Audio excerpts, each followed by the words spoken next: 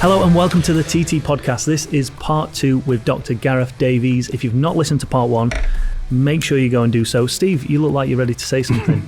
Mate, no, I did a little bit of homework last night on Gareth, and I watched a TV programme, and I must say there's a few more grey hairs now. yeah, definitely. It was a few years ago. Yeah, it was. But just off the back of that, what was a day in your life then?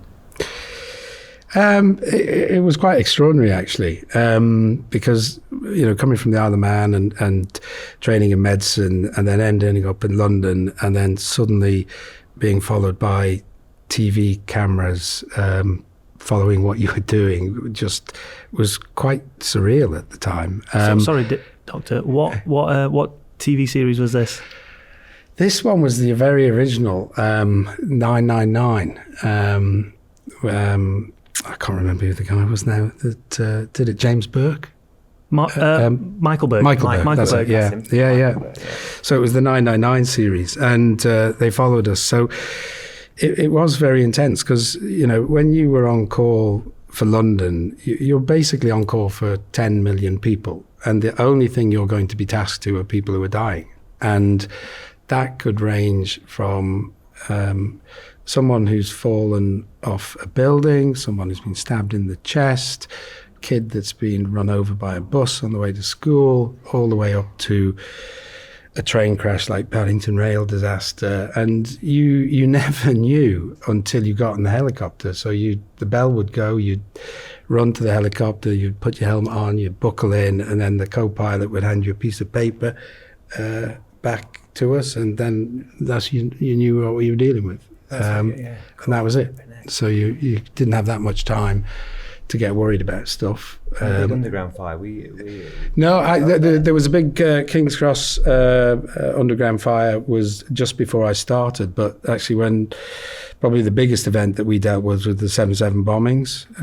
That was one of the bigger events that we had to deal with, because it wasn't just one incident, there were 4 bomb sites with all of that. Were you on the scene for that then? Yeah. Wow. So you really didn't know what you were going to, and the flight times are all short. They were all like 4 or 5 minutes before you were deposited. So just rewinding back to part 1, when Chris asked you or spoke to you, Chris always asks actually about the tap on the shoulder at the start of a TT race. Is it the same kind of, not that you've started a TT race, but are there a certain amount of nerves because you don't know what's coming, you don't know what you're about to walk into? I think that's absolutely the case, that you can have big and small events at the TT. You don't know quite what it's going to be, where it's going to be. I don't think you'd be human if there wasn't a bit of apprehension about it, because you, like everyone else, you're only as good as your last job. You might have coped with 7/7, but there was another event down the line. So you're always under a degree of pressure to perform. And, certainly now things are more complex, that we've got 3 helicopters, up to 3 response cars. The pressure is to make sure that every one of those assets are delivering in a way that they should do. So there's a sort of wider pressure. So let's fast forward that now. It's TT.2 senior day. What's your day in life, senior day?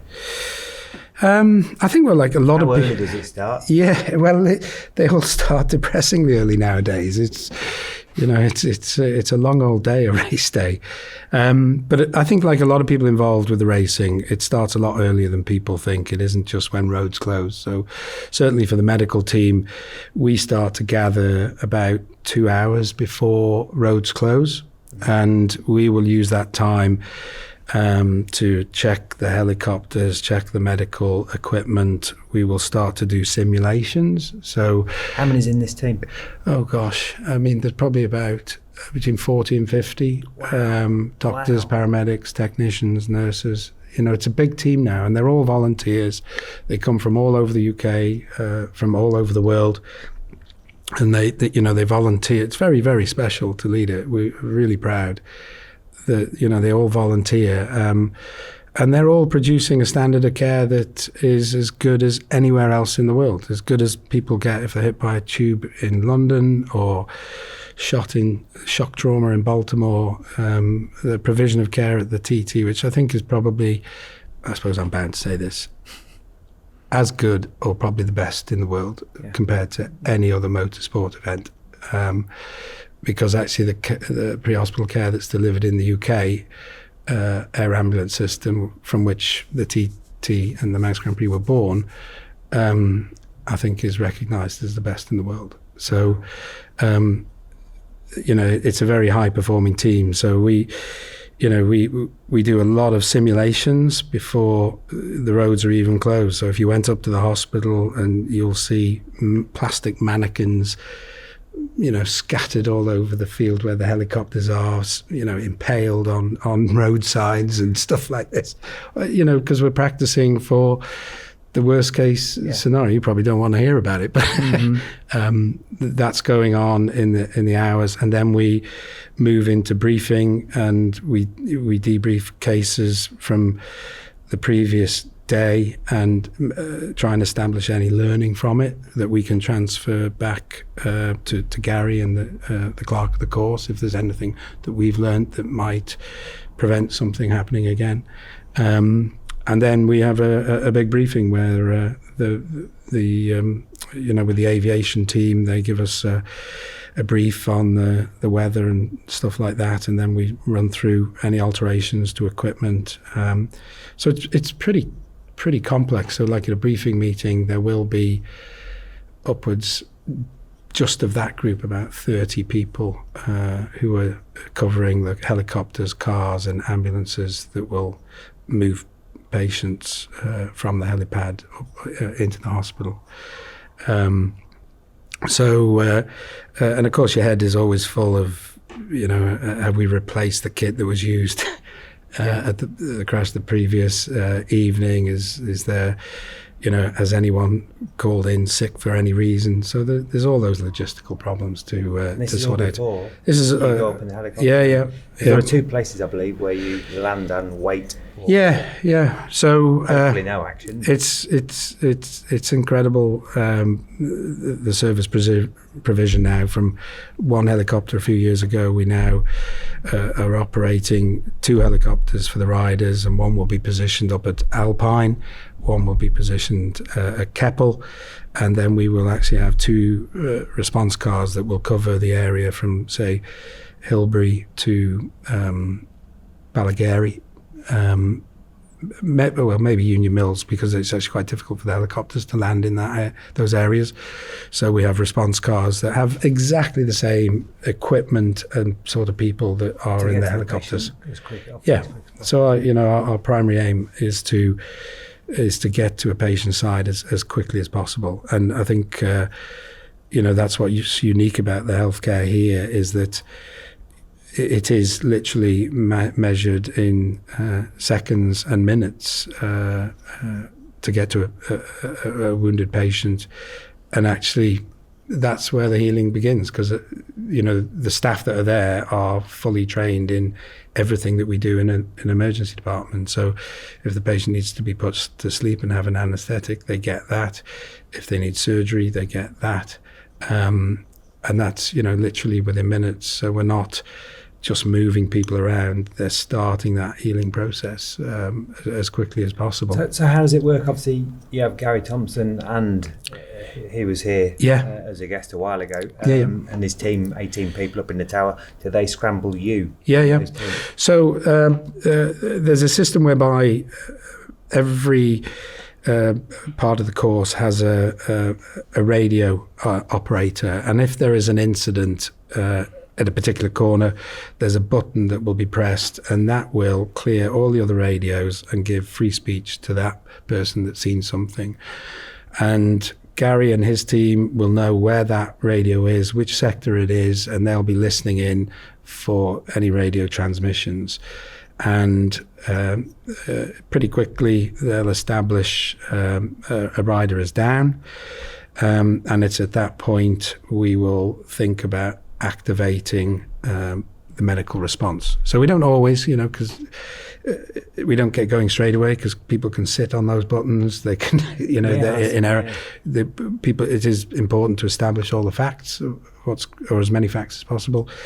So the marshals are trained to give a brief medical report, and then it's one of my colleagues, Dr. Gareth Davies, one of the other chief medical officers, who's in the control room, and he'll make a judgment based on what they say and which corner it is, whether he will bring some of the medical assets to alert. So for the cars, he'll start asking us to make our way to a certain access point to the circuit.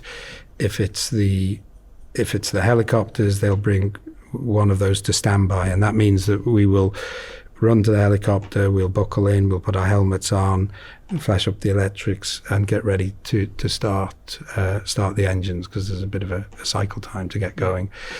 Usually in that process, it becomes clear whether it's a go or not, and then we're asked to launch to wherever the incident is.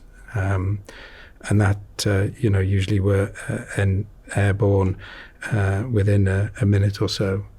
So it's pretty quick getting to the patient's side. And the far end, it always amazes me. But who actually identifies where to land? Is there somebody to guide you down? So, that's safe? It's a good point. We've got literally dozens upon dozens of nominated landing sites that we've created, pre-arranged sites that, over the years, and some of them are more manicured than others. But inevitably, it's the captain's decision when he lands and where he lands. But it's a team effort to identify where the rider is, because there are bits of the track that are underneath the trees up in the north or on the west of the island. So roughly where you're going, but sometimes it's not immediately obvious. So we try and do a high recce and then join the track where we can see yellow flags. And sometimes we can't see the incident because they're in the trees or something of that nature. But ultimately, it's the captain's decision, but it's really important that the flight crew in the back are looking out for obstacles, that there aren't wires or trees that we're landing on. There's the ever-present threat of drones nowadays. We've got the other helicopters flying around, the media helicopters. So although there's an air exclusion zone around the TT, it's a very busy place when it comes to helicopters and what have you. So it's really important that the team are vigilant when they're taking off and landing, that there's no conflict. From my side, it's not my side, but my job now is obviously TV. There's two helicopters. Yeah. So are they dispersed away immediately as soon as there's a... So they will, as you probably know, actually have a role at an incident now, that if there is a big incident, actually there's a lot of intelligence that can be born from those helicopters that can be fed into the control room, which can make sure that the right number of medical assets are deployed to the scene. So those aircraft can be used for those purposes.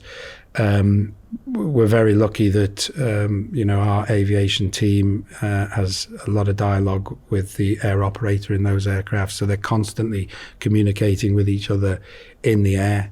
But like everything else, everyone needs to make sure they don't get task focused, that we're just looking for the patient and the last thing we need is a collision. So it's a complex working environment, and it needs real professionalism to pull it off. So one thing you touched on there, you said previous TTs, there was only one helicopter.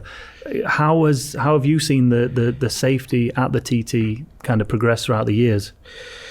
Yeah, I mean it's without a doubt changed dramatically. The amount of medical resource that is put in now has grown from the one helicopter to two, plus the cars to cover that area around the sort of grandstand and Douglas.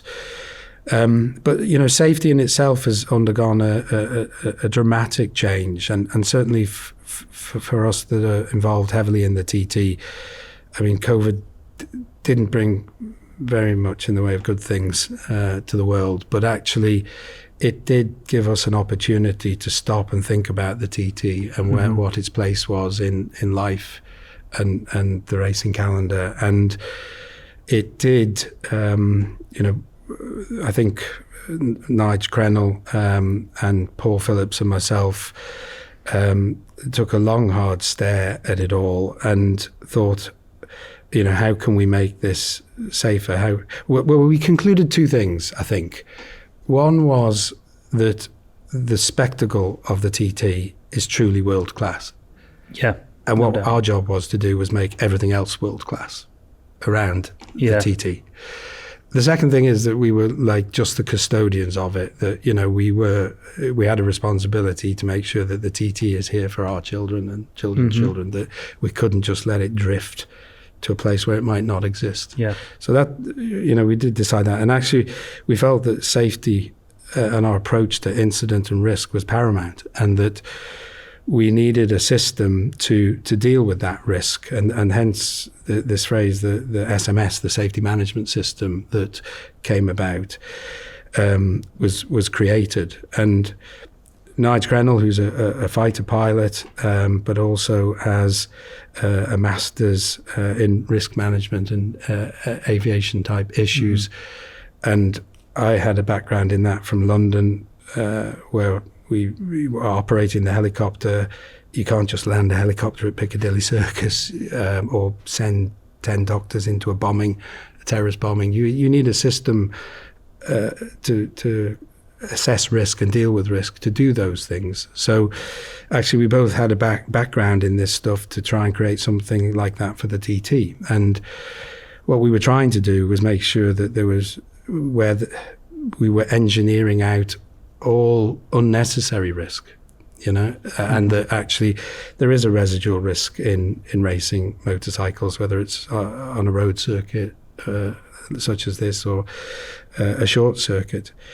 And that has to be done in a very active way. It can't just be passive, which I think historically had been the case. An incident happened, you dealt with the problem, or someone complained about something, you dealt with it. Actually, the SMS is actively out there looking for unnecessary risk and dealing with it. And when it presents itself, or an incident presents itself, we're rapidly trying to learn from it and make sure it doesn't happen. So, for example, there was an incident last night at Rencullen, and thankfully the rider is in good shape, but that's not an easy place to crash at in any shape or form. However, there were things that caused that crash that are being fed into the rider briefing today, within 24 hours. Yeah. And it's actually joining people up to make sure that those things are captured and we can try and prevent another event. He was really lucky to crash at Rencullen and not have serious injury. Yeah. So we're trying to learn off the simple cases, and of course we're trying to learn off the big cases. And that's, I think people have feared that it would destroy the culture of the TT and the spirit of the TT, but I don't think the spirit of the TT was all about unnecessary risk. Oh, absolutely. It was about actually making sure that we were doing everything to make sure that, when a rider was out there, he was in the best mental health, the best physical health. The bike was scrutineered exquisitely. The road surface was in exactly the shape it should have been. The road protective furniture was exactly what it should have been. The weather was what it should have been. And then if events happen, well, that is what we call the residual risk of racing. Yeah, it's not something you can preempt and avoid. That's part and parcel of the TT. We've been very, very focused on getting us there, and it's this is a journey, and it will never stop, because if you're of the right mind, you're trying as the riders get faster and quicker. It presents other problems. So it's a never-ending journey, this. And most importantly, it's about the culture of the people dealing with it. And that's, I think, where the TT is trained dramatically in terms of its culture. It isn't, the twist grip goes both ways, which was a historic approach to catastrophic events of the past. So how do you personally deal with these events? Obviously, you've been doing this for years and years and years.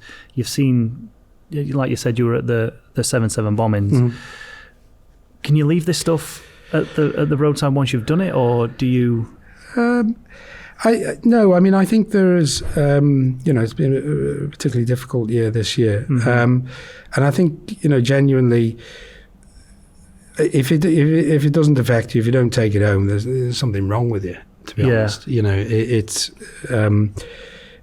I think the point is that if you see tragic events, if you dream about it or you ruminate about it and you think about it, those are normal things. It's when it stops you doing your day job, it becomes abnormal, and you might call it PTSD. So, you have to be quite nuanced in these discussions that big events like that, if it doesn't sadden you, you are bonkers. You're hollow inside. And empathy and sympathy for what's going on. And it for us, it operates on many levels. I think there's a degree of mourning for those that may have lost their life and their loved ones and their pit crew and the team around them, the sponsors. And then, there is a degree of mourning for the event, because the event is wounded. Yeah. In that sense.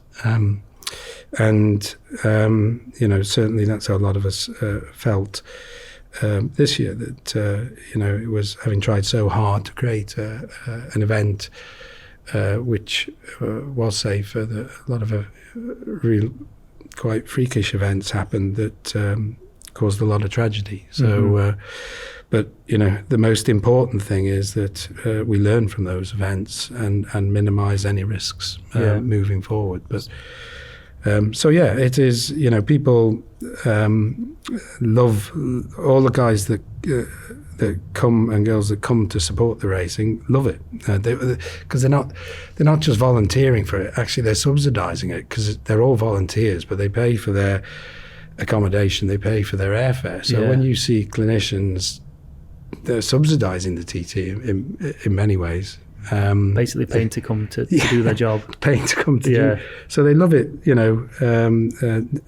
dearly. And I think that's what's so unique about the TT and the Manx Grand Prix, that it goes a little bit beyond just racing, I think. Yeah. It's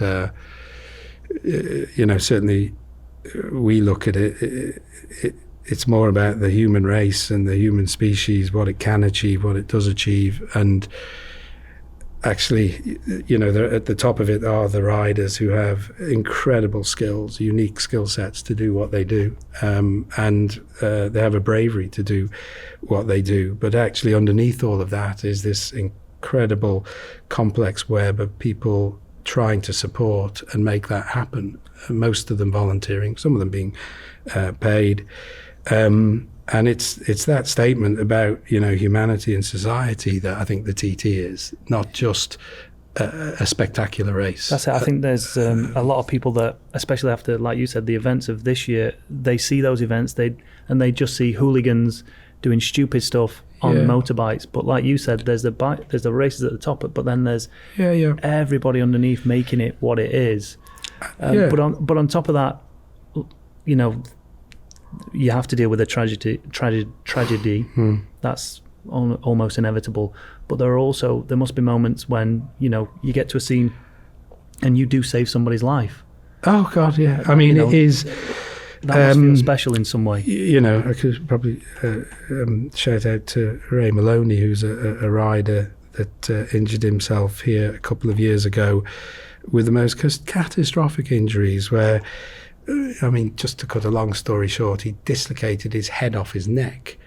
And I'm sure Ray wouldn't mind me sharing that with you. And how? Up at Balaf. And he had... I didn't even know that was possible to survive. No, well, it isn't. There aren't many survivors in the world. And this is where I say, actually, the provision of healthcare at these races is unique, because Ray was quadriplegic, couldn't move his arms or his legs for months after this, could just move his eyes. And he eventually got to a place where he came back to the TT this year, drove himself in his own car to the TT.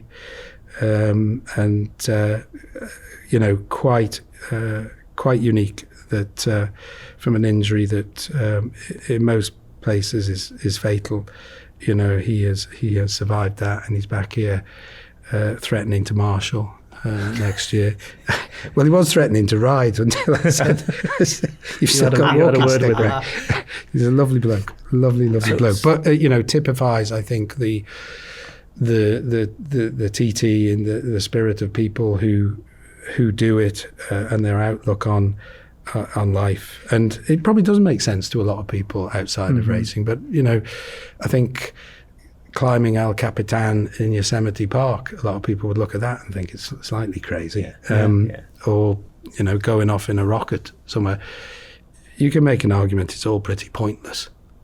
But actually, most of humanity is invested in it. Yeah. Is the bottom line. On that note, you're talking about Ray, obviously, and his will to ride again. That's generally across the board with motorcycle races, as you're well aware. Yeah. What's your opinion of that? And do you try and calm down and stop them? Because, you know, I've ridden with broken many things, as many people have. But of course, at the Alaman TT, that's quite a dangerous position to be in. Yeah, I mean, I think it's an interesting point, you know, because I think in certain, you know, some racing fraternities, riding with live injuries is the norm virtually, you know, in some sectors. But the degree of risk at the TT is different. And I think you have to look at it from 2 points of view. There's the individual's risk that they're taking, but actually we also have to think about other riders and spectators and that may be injured through an incident. So we're very cognizant, and Griff Evans does far more of the medicals than I do, that this is about people's livelihoods, and that a balanced view has to be taken. In the end, you know, there is a rigorous examination that takes place as to whether you're fit to ride a bike and stop a bike, fit and able to do it, which has to take place, and we're very rigorous with that, and sometimes that might upset riders and teams, but actually, like everything in life, just play the long game, come back next year and the year after, rather than, you know, push the envelope this year to have an incident where no one comes back from. So it is, you know, motorcyclists are unique. I mean, I've gone around the other part of my career around the world talking about, you know, how people can crash and get up with collapsed lungs, multiple rib fractures, even a fractured hip, trying to get back on the bloody bike to finish. Sounds you know, I'll tell you a quick story. So I think round 1 or 2 on British Superbikes, I was leading a race, crashed, broke my left wrist and right foot. Anyway, so following weekend was the next round at Snetterton, and I thought, right, I can do that. I can get back and do that, cut the cast off, race out, score a few points, and there's 4 weeks off, so I'll recover in time for the next round. Sweet, job's a dream.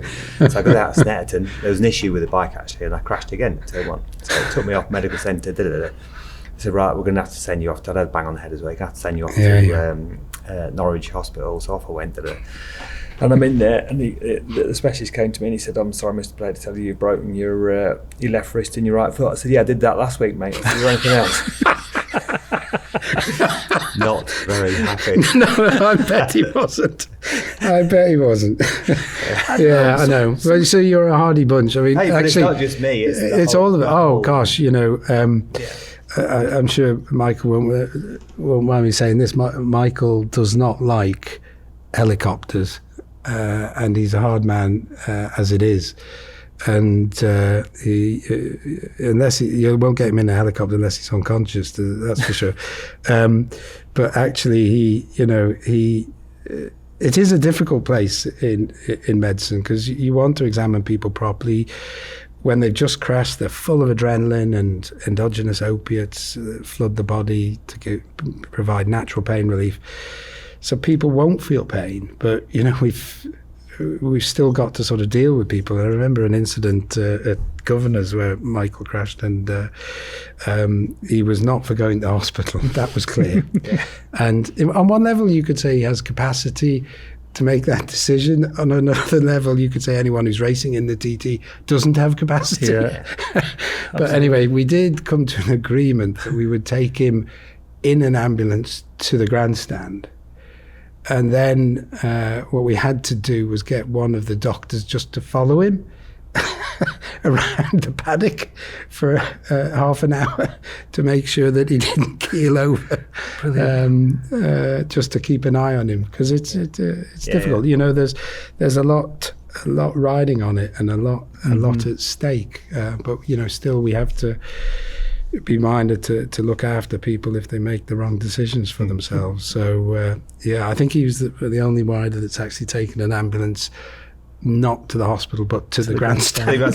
So he's a special bloke in many ways. Absolutely. Steve, we're going to finish off with your quickfire questions, but before we do, I want to touch on the future of safety really with the TT. Again, we've had the first TT back since lockdown or the pandemic, and we must have learned a lot from this one. So moving forward, how do you see safety progressing at the TT? Obviously, we're never going to make it sterile. No, it's not. It's never going to be sterile. It will always be a journey, and I'm sure it'll be incremental gains. You know, we're not in a position to make sort of air suits mandatory at the moment, and technology is catching up. So I think we see it will be inevitable evolution that eventually the tech and science will catch up, and innovations like that will we'll be in a place to say that sort of stuff's mandatory to race over here. I can understand right now why people might not. So there will be constant innovations such as that in the future. We will, you know, we're really delving into incidents in a way. You know, if anyone's watched aircraft investigations, crash investigations, you know, we're looking at incidents from top to toe, not just did the bike seize from years ago, or, you know, we're looking at my rider well-being, health, and what have you. I mean, we can't quite do what they do in those. We can't dig into people's bank accounts to see if they had financial pressure, which would probably be unhealthy anyway, wouldn't it? But you know, we are taking a really holistic look at any incident that happens to try and learn from that. And you know, I'm sure there will be changes to the furniture, the protective furniture around the circuit as we move forward and learn from events. I'm just really pleased that we've got to a place where, you know, everyone wants to do that, and culturally we're in a good place. Yeah, it definitely seems the case. Steve, over to you, mate. Right, I've got some quick fire questions. We ask all the guys here. I don't know whether you've heard anything, but it's very simple. You can relax. However, I don't need a description for your answer. It's one or the other, please. One or the other, okay, yeah. Beer or wine? Oh God, wine. Easy. You're a very well-spoken gentleman. Scone or scone? Scone. You don't break a bone in your body, you break a bone. Pineapple or never pineapple on a pizza? Never. 2 strokes or 4 strokes? Oh, 2 strokes. Mike Hailwood or Joey Dunlop? Oh, that's cruel. Joey, I'm afraid. Hey, don't be afraid. What a legend. Road riding or off-road riding? Road riding. London or the Isle of Man? It's got to be the Isle of Man. This is my favourite. Morphine or ketamine? Been there. Ketamine. Me too. We're agreed on one of them anyway. What are you asking for some? No. It's revolutionised. It's revolutionised pre-hospital medicine. Biggest smile in this. Yeah. You're happy about your fractures. 23 times TT winner John McGuinness or 5 times in a week winner Ian Hutchinson? Oh, John, I think. And the last one, parachute jump or a track day? Oh, track day. That's easy. Doc, would love to. It's been an absolute pleasure. And again, another podcast where we could have just been rolling. I'm sure the listeners will want more, and I'm sure we'll get some more. Hopefully Huge soon. thank you to you and to your team, massive team. Thank you so much. I really appreciate it. Thanks for giving us the time. Thank you. Appreciate it.